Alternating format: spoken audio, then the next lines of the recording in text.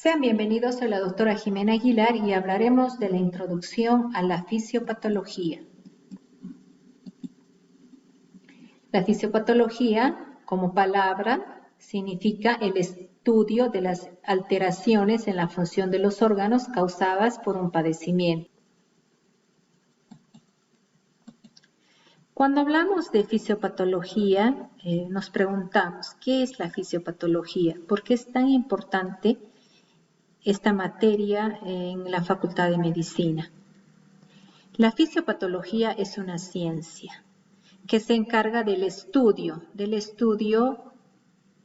del curso anómalo de los procesos vitales, es decir, explica las alteraciones de los procesos fisiológicos en situación de enfermedad, explicando el origen y el significado de sus manifestaciones en relación a los síntomas y signos. Tenemos que la fisiopatología estudia los diferentes mecanismos en relación a la enfermedad en diferentes niveles.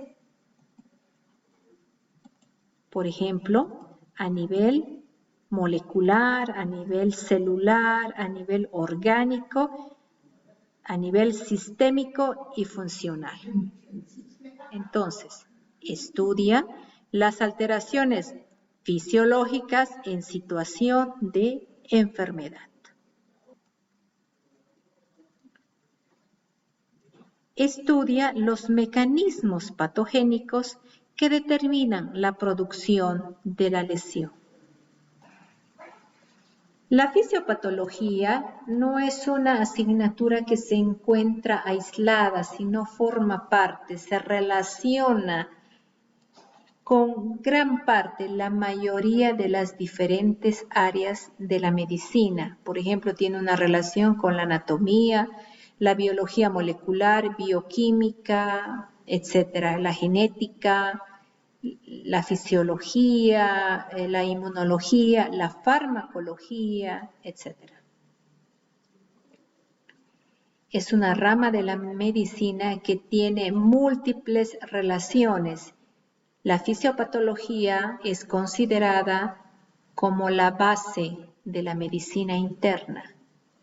¿Por qué es importante la fisiopatología, a pesar de que acabamos de decir que es la base de la medicina interna?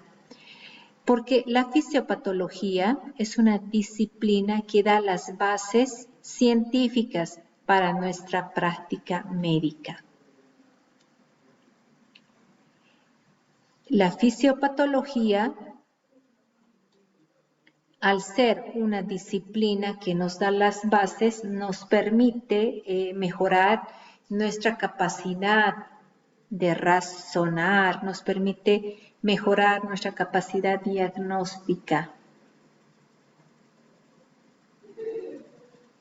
Cuando hablamos de fisiopatología, que son las alteraciones de los procesos fisiológicos en situación de enfermedad que explican los síntomas y los signos de diferentes síndromes o patologías, es importante volver a recordar algunos conceptos muy importantes, por ejemplo, salud.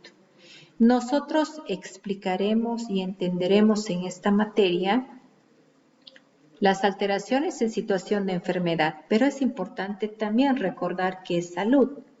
Salud es un completo bienestar, tanto físico, mental y social, y no solamente la ausencia de la enfermedad.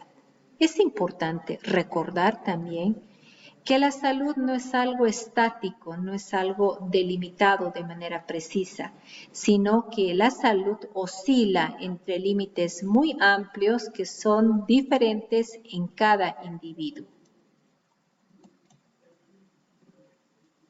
En situación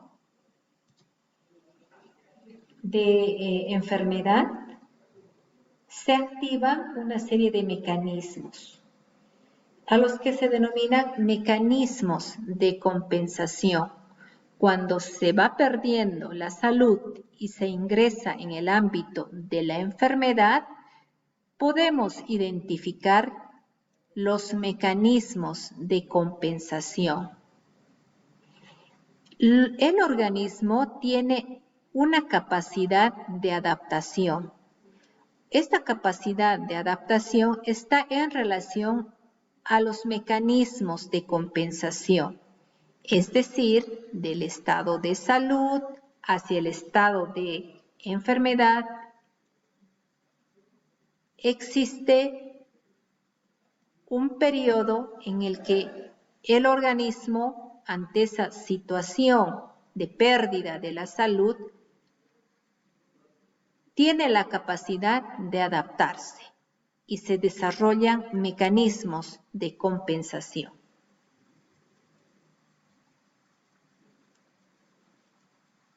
Estos mecanismos de compensación están en relación a cambios ambientales que se puedan estar generando, a variaciones anatómicas y fisiológicas que se han producido. Por ejemplo, un mecanismo de compensación es la hipertrofia. Otro mecanismo de compensación es el incremento de la frecuencia cardíaca.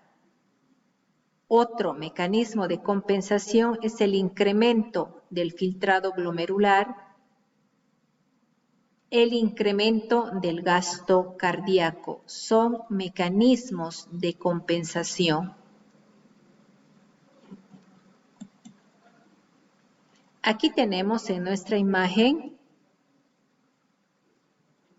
un incremento de la frecuencia cardíaca por diferentes causas. Por ejemplo, tenemos una situación de pérdida de volumen, como ocurre en los cuadros diarreicos, con disminución del gasto cardíaco.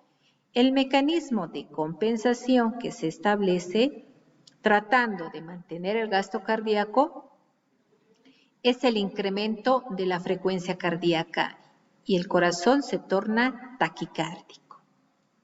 O cuando hay pacientes que en diferentes situaciones, por ejemplo, traumatismos, hemorragias digestivas, pierden volemia, entonces se establece un mecanismo de compensación para tratar de compensar esa pérdida del gasto cardíaco, y ese mecanismo es el incremento de la frecuencia cardíaca, que es la taquicardia.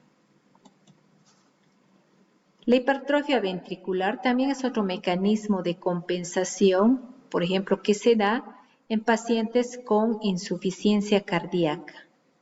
El corazón, por diferentes causas, causa chagásica, causa valvular, causa reumática, etc., entra en disfunción y no maneja un gasto cardíaco adecuado.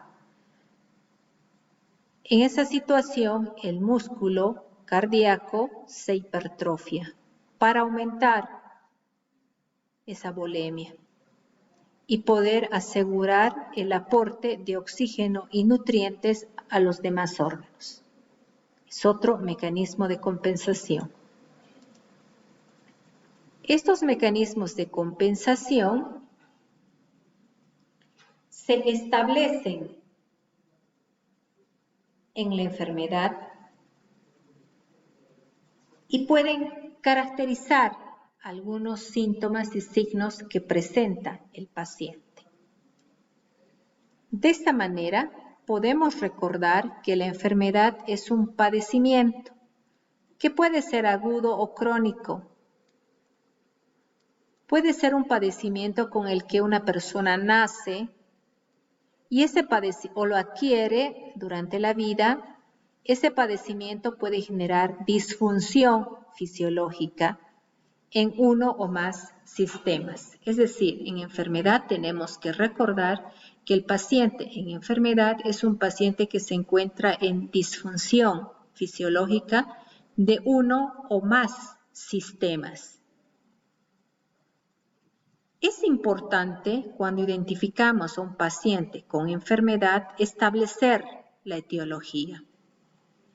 Y en la etiología es importante porque existen diferentes factores etiológicos en relación a la enfermedad, de naturaleza biológica, de naturaleza física, química, genética, y en relación también a alteraciones nutricionales. Es importante saber la etiología de una enfermedad.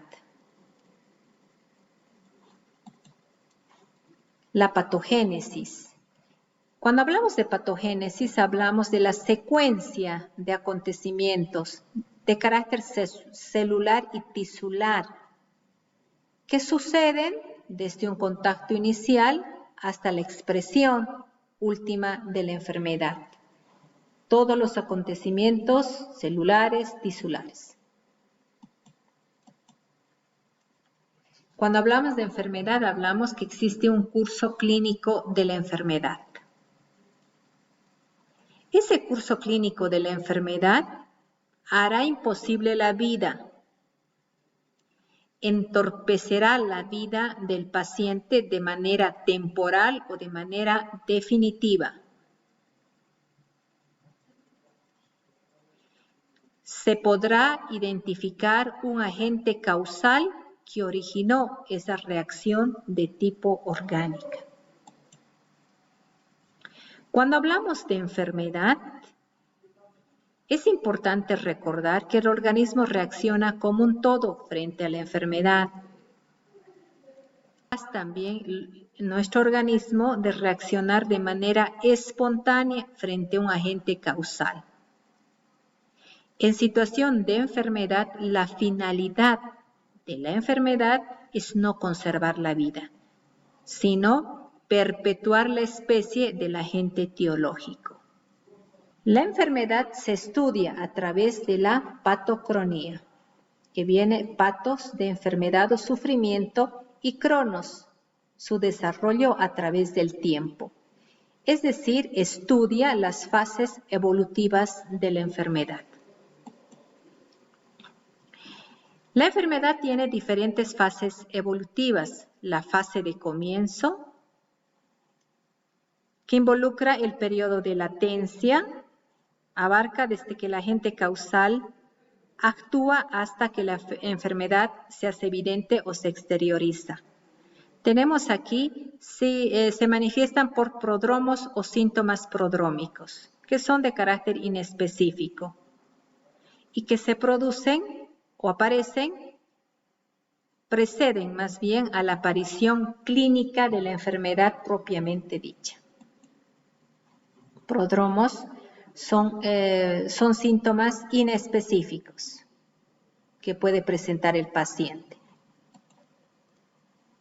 La segunda fase, la fase clínica, ¿no? Aquí tenemos el paciente ya enfermo. Tenemos los síntomas patognomónicos o síntomas más bien característicos de este tipo de enfermedad, ¿no? En la fase clínica la enfermedad puede ser continua, puede ser fluctuante, puede ser intermitente o puede ser recurrente, de acuerdo a las características. Por ejemplo, intermitente cuando aparece y desaparece periódicamente. Tenemos recurrente cuando aparece y desaparece sin un periodo constante.